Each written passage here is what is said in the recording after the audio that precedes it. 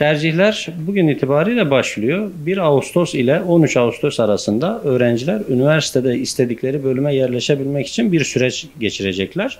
Tabi bu süreçte tercih süreci en az üniversiteye hazırlık süreci kadar önemlidir. Çünkü tercihte yapılabilecek olası bir hata öğrencinin geleceğiyle ilgili çok ciddi problemler yaşamasına neden oluyor.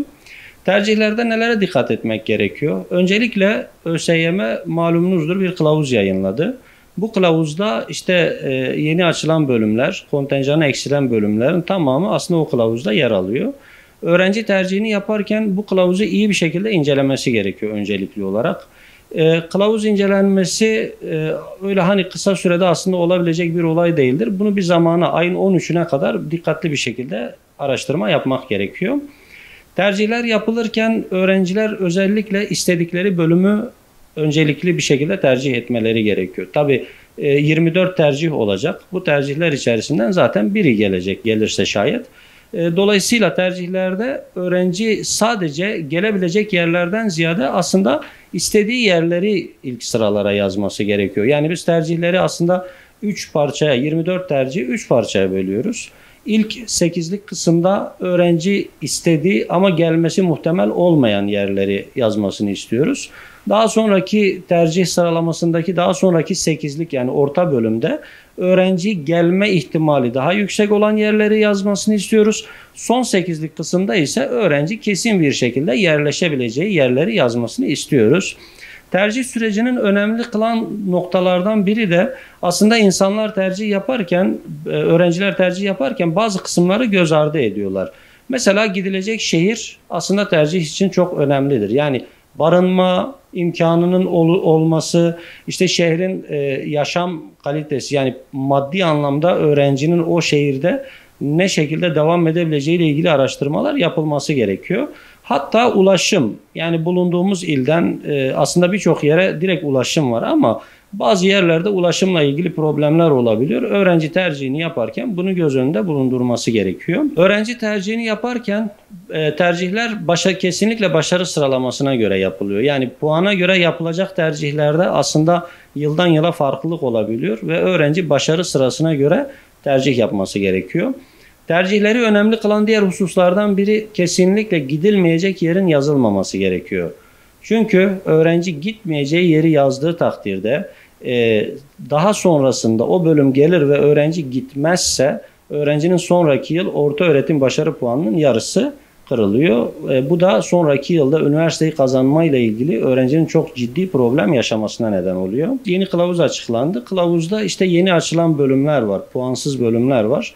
Bu bölümlerin de tercih edilirken aslında şu göz önünde bulundurulmalı. Yani öğrenci o bölümü istiyorsa puanı olmadığı için o bölümü istediği yere yazabilir. Düşük de olabilir. Üniversitenin sistemine göre veya üniversitenin bulunduğu şehir itibariyle bazı yerler düşük puanla da kapatabilir. Dolayısıyla bu göz önünde bulundurmalı. Kontenjanlar, eksilen kontenjanlar var. Yani yaklaşık %20'lik bir eksilme var geçen yıla göre. Üniversiteye giden totalde öğrenci sayısı ile ilgili yani başvuracak sayı ile ilgili bu göz önünde bulundurmalı. Yani geçen yıl öğrenci işte geçen yılki sıralamaya göre yerleşebileceği bölüme kesinlikle yerleşebilir gözüyle bakmamalı. Çünkü o arada eğer kontenjan eksilmişse bu kontenjan eksilmesi öğrenci haliyle bölümde kaymaya neden olacaktır puanlarda. Bu da öğrencinin yerleşme ihtimalini daha düşük bir hale getirecektir.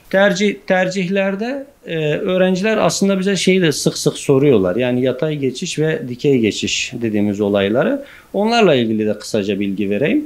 Dikey geçiş dediğimiz aslında ön lisans bölümünü okuyan bir öğrencinin 2 yıllık ön lisansı tamamladıktan sonra 4 yıllık lisans bölümüne geçiş yapmasıdır. Öğrenci bazen işte 4 yıllık istediği bir bölümü kazanamayabiliyor. Yani örneğin sağlıkla ilgili öğrenci hemşirelik bölümünü kazanamayabiliyor. Bunun yerine 2 yıllık ön lisanstan bir bölüm okuyup dikey geçiş sınavıyla 4 yıllık hemşirelik bölümüne tamamlayabiliyor. Veya işte mühendisliklerle ilgili bu tarz talepler oluyor bazen. İşte 2 yıllık bilgisayar programcılığını okuyup daha sonra 4 yıllık bilgisayar mühendisliğine geçiş yapmayla ilgili öğrencilerin soruları oluyor. Bu kısımda değerlendirilebilir tercihlerde. Yatay geçiş ise, yatay geçiş öğrencinin bir üniversiteden başka bir üniversiteye aynı bölümde geçiş yapması. Yani örneğin öğrenci işte Diyarbakır'da okumak istiyor ama Diyarbakır öğrenci tercihleri arasında var olmasına rağmen kendisine gelmiyor. Öğrenci başka bir şehirde okuduğu zaman bu şehirle ilgili yani ders not durumunu yükselterek kendi şehrine daha sonradan tekrardan yatay geçişle gelebiliyor. Devlet üniversiteleri ve vakıf üniversiteleri ile ilgili tercihlerde de aslında bunu da dikkate almak gerekiyor. Öğrenciler bazen vakıf üniversitelerini tercih ederken aslında üniversitenin yıllık ücretini çok dikkat etmeden tercih edebiliyor. Bazen çok yüksek meblağlarla karşılaşabiliyorlar. Dolayısıyla sonraki yıl puanı kırılmaması için öğrenci gidemeyeceği yeri tercih etmemesi gerekiyor. Tercihlerde diğer önemli noktalardan biri de aslında genelde insanlar öğrencilere biz şunu tavsiye ediyoruz. Kendi istediği, okuduğu zaman başarılı olabileceğini düşündüğü bölümü tercih etsin. Maalesef bazen aileler işte öğrenci sırf üniversiteye gitsin bir bölümü yazsın diye tercihte öğrenciye baskı uygulayabiliyor. Öğrenci bazen işte çalışmaktan sıkıldım diye bu işi erkenden nihayete erdirmek için istemediği bölümü bile tercih edebiliyor. Bu kısmı çok tavsiye etmiyoruz öğrencilere. Çünkü sonuç itibariyle evet geleceği şekillendirecek olan yani öğrencinin bugünün şartlarında işte tercih etmiş olduğu bölüm belki de işte birkaç yıl sonraki kazanç noktası, hayatını devam ettireceği nokta olduğu için dikkat etmesi gerekiyor. Öğrenciye tercihle ilgili, isteğiyle ilgili kısımda aslında şunu da söylüyoruz. Yani 10 yıl sonra öğrenci kendini hangi mesleği yaparken görmek istiyorsa aslında o bölümü tercih etmesi gerekiyor. Bazen meşakkatli olabiliyor. Yani bu sene kazanamamış olabilir. Çünkü sınava 2,5 milyon civarı insan girdi. Yaklaşık 800-850 bin civarı insan ÖSYM yani bu sene yerleştirilecek. Yani bu da demektir ki yaklaşık %35 civarı öğrenci üniversiteye yerleşecek. Geriye kalan %65'lik kısım zaten bir bölüme yerleşemeyecek. O %65'lik kısım da moralini bozmasın. Önümüzdeki yıl tekrardan çalışmaya başlasınlar. Hatta hiç umutları yok ise şimdi çalışmak için aslında çok uygun bir zamandır. Şimdiden önümüzdeki yıla hazırlık yapsınlar. Önümüzdeki yıl istedikleri bölümü kazanmak için ellerinden geleni yapsınlar. Kesinlikle uzman bir kişiden destek almaları gerekiyor. Çünkü tercih kılavuzu 700 sayfadan fazla. Yani 700 sayfadan fazla olduğu için öğrenci aslında tek başına bunu bazen doğruyu yanlışı ayırt edemeyebiliyor. Bazen küçük bir kod hatası öğrencinin aslında çok bambaşka bir bölüme gitmesine neden olabiliyor. Rehber öğretmenler veya işte bu işle ilgilenen tercih danışmanları aslında bu işi uzun zamandır yaptıkları için nelere dikkat etmeleri gerektiğini daha iyi biliyorlar. Öğrenci sadece kendi tercihiyle uğraşıyor ama biz rehber öğretmenler işte her gün onlarca öğrencinin tercihiyle uğraşıyoruz. Dolayısıyla kılavuza daha hakimiz, daha az uğraşıyla daha net sonuçlar elde edebiliyoruz. Ondan dolayı öğrencilerin bu işi yaparken kesinlikle bir uzmana danışmalarını tavsiye ediyoruz. Aile aslında şunu düşünmeli. Yani bu çocuk direkt üniversiteye gitsin değil de bu çocuk gelecekte mutlu olabilecek bir işi yapsın şeklinde düşünmesi gerekiyor. Ailelerimiz aslında biraz belki içinde bulunduğumuz toplumun ekonomik yapısı, kültürel yapısından kaynaklı. İşte biraz daha öğrenci bir an önce üniversiteye gitsin diye uğraşıyorlar. Ama aslında doğru bir yaklaşım değil. Doğru bir yaklaşım bir an önce üniversiteye gitsin değil, başarılı olabileceği bölümü okusun. Gerekirse 1 yıl daha beklesin, gerekirse 2 yıl daha beklesin ama en nihayetinde öğrenci yapmayı istediği ve bitirdiği zaman başarılı olabileceği bölümü okumalı. Bu konuda ailelerimizin aslında tercih sürecinde de şuna dikkat etmeleri gerekiyor.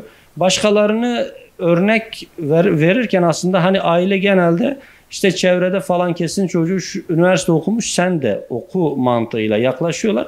Bu yanlıştır. Sonuçta her biri ayrı bir bireydir. Dolayısıyla öğrencinin tercihinde aile kesinlikle ona destek olmalıdır. Sınavla ilgili süreci atlattığı için artık geçmişe dönüp ya işte şunu yapsaydık böyle olurdu, bunu yapsaydık böyle olurdu demenin aslında çok da bir anlamı yoktur. Aile bunu bilmeli. Tercihlerde öğrenciye yardımcı olsunlar. Sonuç itibariyle sınav hayatın sonu değildir. Tercihler tercihlerde kazanamaması en azından bu yılki eğitim öğretim açısından öğrenci için belki nihayete erdirilmiş olacaktır. Ama hayatın sonu değildir. Önümüzdeki yıl tekrar çalışır öğrenci. Önümüzdeki yıl tekrar başarır. Ama nedir? En nihayetinde istediği bölümü okumasını tavsiye ediyoruz. Aksi takdirde zaten başarı mümkün olmuyor. Yani kişi istemediği bölümü okuduğu için başarılı olma ihtimali de ortadan kalkmış oluyor.